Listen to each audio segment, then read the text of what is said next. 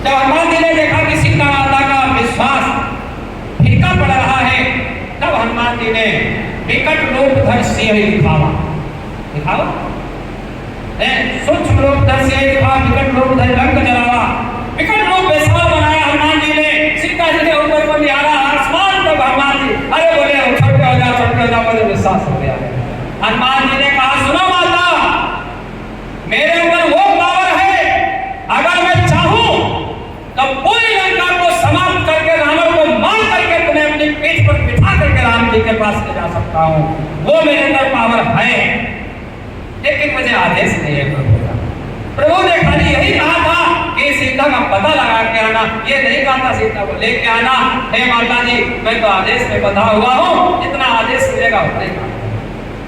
तो हमारे अंदर सबके तरफ पावर है, जैसे हम लोग सोच रहे जाते आप कोई प्रेमी जैसे सेवा खूब कर रहा है, भजन भी कर रहा है, अब वो सोच ले कि अरे हमारे तरफ पावर इनसे ज्यादा हो गया, हम तो इनसे ज्यादा कार्य करेंगे। बिल्कुल नहीं, जो आदेश मालिका हो तुम्हारे लिए वो कार्य करो, तभी ध्यान मिलेगी। जब तक वो कार्य नहीं करोगे, अपनी मर्जी से करोगे तो मनमुखी कहलाए जाओ, गुरुमुखी नहीं पा जाओ। एक बार संगम में सत्संग होने जा रहा था मालिक का, तो मालिक ने ऐलान कर दिया कि जाओ प्रेमियों से कह दो, जिसको जिसको अपनी 84 कटवानी है वो इलाहाबाद संगम चलाए, 84 कट जाएगी। उस समय कुछ प्रेमी लोग दक्षिण भारत गए थे प्रचार करने के लिए मालिक के आदेश से। अब प्रेमियों ने जब जाना कि 84 कटेगी इलाहाबाद में, तो हम तो यहाँ दक्षिण भारत में पड़े, हमारी कैसे 84 कटेगी, तो उन लोगों ने फोन किया प्रेमियों के पास कि गुरु महाराज से कह दो कि हमको यहाँ दक्षिण भारत में भेज दिए गए हैं, हमारी 84 कैसे कटेगी, और 84 तो इलाहाबाद में काटेंगे। तो ये संदेशा जब मालिक के पास गया तो मालिक मुस्कुराए और क्या बोले, अरे भाई उनसे कह दो कि इलाहाबाद जो आएंगे उनकी कटेगी 84, और जो मेरे आदेश का पालन करेंगे उनकी कटेगी 86। अरे काटेगा कौन, ये कौन सा पूछो, कौन काटेगा? अरे तो इस समय जो आदेश का पालन करेगा, 17 तारीख से जो उज्जैन में साधना शिविर लगने जा रही है, 5 दिवसीय खंड साधना, ये कौन सा मुहूर्त है? बच्चे में लिखा हुआ है जीव आत्मा जगाने का मुहूर्त है ये।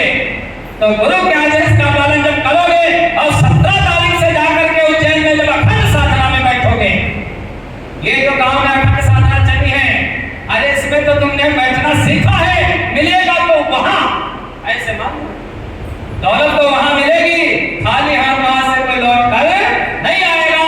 तो कब चलोगे?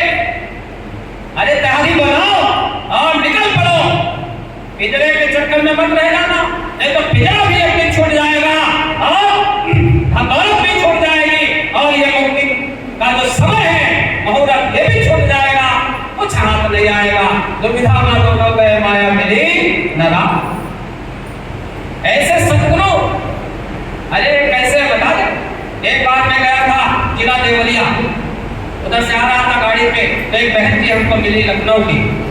अरे उन्होंने ऐसी बात बताई, अरे मैं बहुत रोने लगा। ऐसे बहन जी ने कहा भैया जब 2012 में परम गुरु जी महाराज ने शरीर जब खाली किया था मथुरा में, तब मैं किसी पे विश्वास ही नहीं करता। इन्होंने मथुरा छोड़ करके उज्जैन में जाकर के आश्रम बनाया, तो इन पे मैं नाराज रहती थी कि इन्होंने हमारा आश्रम पे छोड़ दिया गुरु महाराज। कौन नाराज रहती थी, ध्यान देने की बात। और उन्होंने बताया मेरे जो पति जी थे वो इन पे बड़े पसंद रहते थे, जो आदेश आता था वही सेवा करते थे, लेकिन मैं नाराज रहती थी। एक बार भंडारे में हमको भी ले गए उज्जैन, बहन जी ने कहा कि मेरे पति जी हमको भी उज्जैन लेकर गए भंडारे में, तो मैं अंदर से तो नाराज थी, लेकिन जब पति जी ने कहा तो जाना पड़ा, चली गई। तो भंडारे में 3-4 दिन रुकी, लेकिन मेरा मन नहीं लगा। अब जब चलने वाले थी, समय आया चलने का, तो पति जी ने कहा चलो मालिक से इजाजत ले लें महाराज जी से, भाई तब चले। बोले चलो। अब देखो गुरु दया कैसे करते, न जाने कौन से गुण पर दया लेते नहीं जाते। जब गए इजाजत लेने के लिए, मालिक ने सबको इजाजत दे दी, और जैसे उनके पति जी पहुंचे तब मालिक ने कहा सुनो तुम लोग जाओ, तुम दोनों लोग रुक जाओ, अभी सर्व सेवा चलेगी। 2-3 साल पहले की बात है, जब सर्व सेवा चली थी, मालिक का आदेश आया था जून में, बोले भी सर्व सेवा चलेगी, तुम लोग सर्व सेवा कर लो 4-5 दिन फिर जाना। मालिक ने रोक लिया और सबको इजाजत दे दिए चले जाओ। अब वो जो बहन जी थी नाराज हो गई, बोली एक तो हमारा मन नहीं लग रहा और ऊपर से फिर रुक गए, इनकी बात मान लिए। बताओ ये कौन है? लेकिन उन्हें क्या मालूम। अब उन्होंने संकल्प किया, जब वो रुक गए दूसरे दिन सर्व सेवा लग गई, एक काउंटर उनके लिए भी लगवा दिया गया बहन जी के लिए। वो बता रहे थे अपने श्री मुख से, जिसे विश्वास ना नंबर दे दूंगा बात कर। तो सर्व सेवा चल रही थी तो बहन जी का भी काउंटर लगाया गया। बहन जी बेमन खड़ी, बोले चलो सर्व सेवा कर ले, तो पुण्य का काम है। लेकिन उन्होंने संकल्प किया, क्योंकि वहां पे उज्जैन में सब यही कहते थे गुरुमान यही है, गुरुमान यही है, इन्हीं के अंदर पावर है गुरुमान का, यही गुरुमान।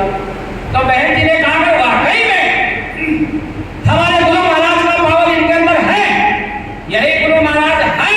तो आज मैं सुबह से शाम तक ना पानी पीऊंगी ना भोजन करूंगी, भले प्राण निकल जाए, जब तक गुरु महाराज स्वयं हमसे नहीं कहने आएंगे कि जाके भी खाना खाना, तब तक नहीं खाओ। संकल्प कर लिया और खड़ी हो गई काउंटर पे, सर्व सेवा करने लगी। 12 बजे, 1 बजा, 2 बजा, 3 बजा, प्यास लगी जोरों की, लेकिन पानी करती रही, आंखों में आंसू आ गए। जब तक गुरु महाराज कहने नहीं आएंगे तब तक नहीं जाऊंगी। 3 बजा, संत हृदय नमनी समाना, मालिक को रहा नहीं गया, कुटिया से 3 बजे निकल पड़े धूप में। प्रेमियों ने देखा मालिक जा रहे धूप में, अरे गाड़ी आ गई, सब प्रेमी लाइन में लग गए सेवा में। लेकिन सोचने लगे मालिक कहाँ जा रहे? मालिक गाड़ी में बैठे, गाड़ी चल दी आश्रम की तरफ, सेवादारों की तरफ। सेवादारों ने देखा मालिक की गाड़ी आ रही, लाइन लग गई दर्शन के लिए। इधर लाइन लगी थी, इधर गाड़ी नहीं गई, कहीं किधर जिधर उस बहन जी का काम चल रहा। गाड़ी उधर को जा रही, बहन जी ने देखा मालिक की गाड़ी आ रही, आने तो उन्हें तो मतलब ही नहीं था। उन्हें तो यही था कि जब तक अपने मुंह से हमारे गुरु महाराज कहने नहीं आएंगे, बाबा जय गुरुदेव जी महाराज कि जा बेटी खाना खाने, तब तक नहीं खाओगे। मालिक की गाड़ी पहुंची, परम पूज्य महाकाल जी महाराज जी की गाड़ी पहुंची, उनके काउंटर के पास गाड़ी रुकी, गाड़ी का शीशा खुला। मालिक ने उनकी तरफ देखा, कहा बेटी इधर आ। जब बुलाया उधर गई और मालिक ने कहा बेटी जब खाना खा ले, 3 बज गया है, मैंने भी नहीं